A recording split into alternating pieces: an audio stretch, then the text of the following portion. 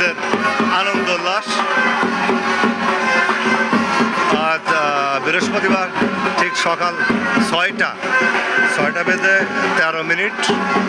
আর এত সকালেই ব্রাজিলের সমর্থকরা হাসি আনন্দে মেতে উঠেছে।